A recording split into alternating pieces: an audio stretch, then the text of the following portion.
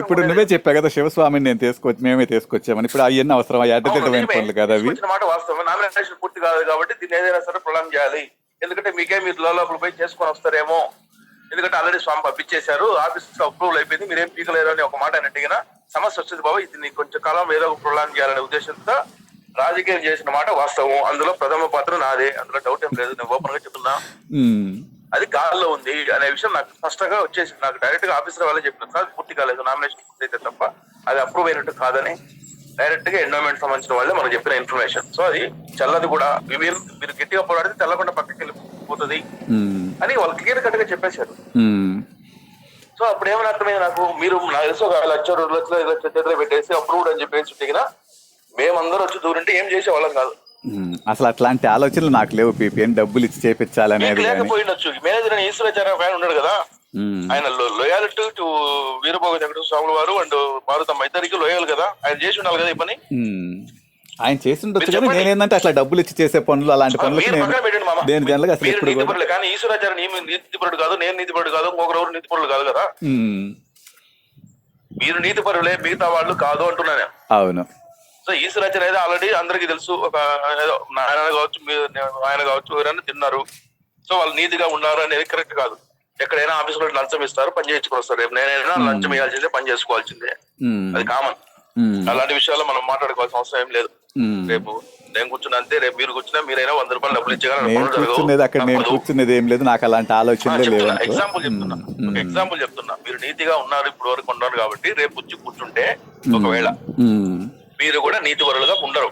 ఎందుకంటే ఒకసారికి పోయిన తర్వాత 1000-2000 అటెండర్లు చేయాల్సి వస్తుంది. సింపుల్ గా ఆ లెక్క మీరు జోబులో వచ్చి పెట్టుకోరు, ఖచ్చితంగా ఏదో ఒక లెక్క రాయాలి. తప్పు చేసినట్టే అది మీరు కూడా. ఇప్పుడు నేను ఇప్పటి వరకు నేను ఎవరికి ఇవ్వలేదు, నేను ఇచ్చాను కానీ నేను తీసుకునే పనులు మీకు అర్థం కాల.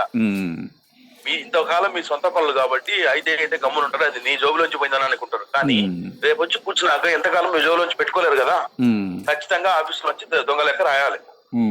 ఎందుకు, ఒక మంచి పనికే కావచ్చు, కానీ వాడు దొంగ పనికి కోసం మనం మంచి పని కోసం చేస్తున్నప్పుడు కొన్నిసార్లు తప్పడడుగు లేయాల్సి వస్తుంది. సో వాడికి లంచం ఇచ్చే పని చేయించుకోవాలి. ఇప్పుడు గుడే పర్మిషన్ తీసుకోవాలి, ఒకవేళ గోడ కట్టాలనుకున్నాము వాడు పర్మిషన్ చేయడం, ఒక 1000 రూపాయలు తీసుకొని మళ్ళీ నేను రేపు ఉండాలంటే కష్టం అవుతుంది, ఇది ఎప్పుడే పని చేయమని చెప్పి ఒక 1000 రూపాయలు చేతిలో ఇచ్చి పెట్టుకొని వస్తాం. ఆ 1000 రూపాయలు లెక్క దొంగ లెక్క రాయాల్సిందే కదా.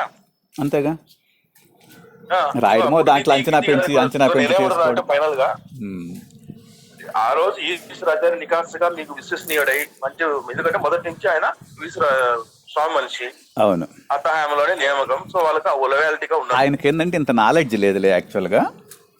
నాలెడ్జ్ చదువుతు మామ, ఆయన కాకపోతే ఇంకొకరు ఎవరైనా ఆఫీసర్ అడిగితే వాళ్ళు చెప్పరా, విజయరాజు చెప్పడా? అదే చెప్తారు అవన్నీ, కానీ ఏంటంటే కమిషనర్ ఆయన తెలియదు ఏం లేదా.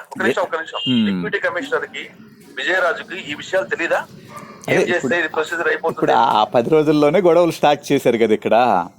గొడవలు ఎప్పుడు స్టార్ట్ అయింది? ఇప్పుడు గొడవలు స్టార్ట్ అయింది కర్మ అయిన తర్వాత స్టార్ట్ అయింది. అదే కర్మలు అయిన తర్వాత. ఇప్పుడు కర్మలు దాకా ఏంటంటే సరే కర్మ టయానికి అయిపోయి ఉండాలి కదా. నేను చెప్పాను కర్మ టయానికంటే అసలు యాక్చువల్గా ఏంటంటే ఈశ్వరాచార్యకి అంత నాలెడ్జ్ లేదు, ఆయన ఇంత ఇమాజిన్ చేసి ఉండడు.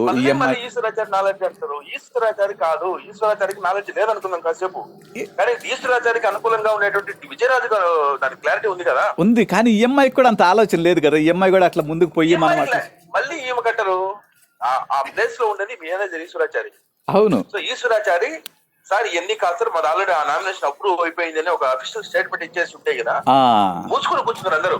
అవును, నామినేషన్ అయిపోయింది అని చెప్పేసి ఒకే ఒక మాట ఈశ్వరాచారి నేనే సంతకం పెట్టున్నాను, అది ఆల్రెడీ అప్రూవ్ అయిపోయింది, జస్ట్ ఆఫీస్ లో అప్రూవల్ ఒక సంతకం పెట్టి అయిపోతుంది, ఇదంతా అనవసరమైన స్టేట్మెంట్ అని ఒక మాట ఇచ్చుండొచ్చా? అవును, అది ఆయనకు ఆ నాలెడ్జ్ అంత ఇది లేక కదా, కెపాసిటీ అయ్యి ఉంటే అసలు ఆయన అదే మాట మాట్లాడుతున్నారు. ఇప్పుడు ఈశ్వరాచార్య అనే వ్యక్తి ఆ రోజుకి నాలెడ్జ్ లేకపోయినా విజయరాజు అనే వ్యక్తికి అయితే పూర్తి సఫిషియెంట్ కాదు. అవును, ఉన్న విజయరాజు వచ్చి డైరెక్ట్ గా మాట్లాడు కదా పీపీ. విజయరాజు వచ్చి అట్లా మాట్లాడే అవకాశం ఉండదు కదా విజయరాజు గారు.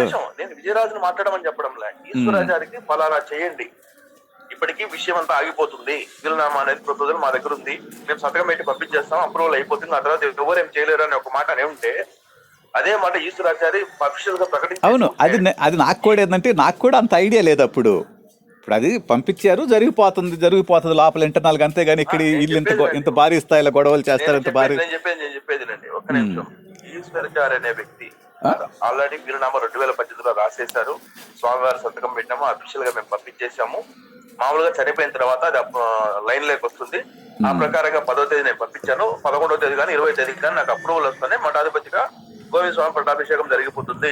ఇది అఫీషియల్, ఇది అయిపోయింది, ఇంకేం లేదు అని ఒక మాటకి నేను చెప్తే మిగతా వాళ్ళు అంత ఊపు ఉండేది కాదు.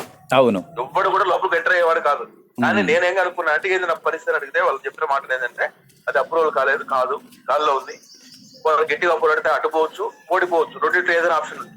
అది మీ చేత ఏంటనమాట. సో ఆ తర్వాత మేము చేయాల్సింది మేము చేసుకుంటూ వచ్చాను. మొదట్లో కొంచెం వివాదాన్ని పెంచుకుంటూ వచ్చి మామూలే, అది రాజకీయం చెప్పినా కదా నేను. మీరు మొదట్లో నన్ను కనిపించండి, అది వేరే రకంగా ఉందేమో, లేదా ఇంకొకరు ఎవరైనా అప్రోచ్ అయ్యి దాని దగ్గర అడుగులు వేయలేదేమో, అది మీరు చేసిన తప్పు. అదే నేనంటే ఇప్పుడు నాకు అసలు ఒక వ్యూహం అనేది లేదు. అసలు నేను యాక్చువల్గా అప్పుడు అసలు ఎంట్రీ అవ్వలేదు దాంట్లో. మీరేందంటే నేనేదో చేస్తున్నానని మీరు అనుకోవడమే కానీ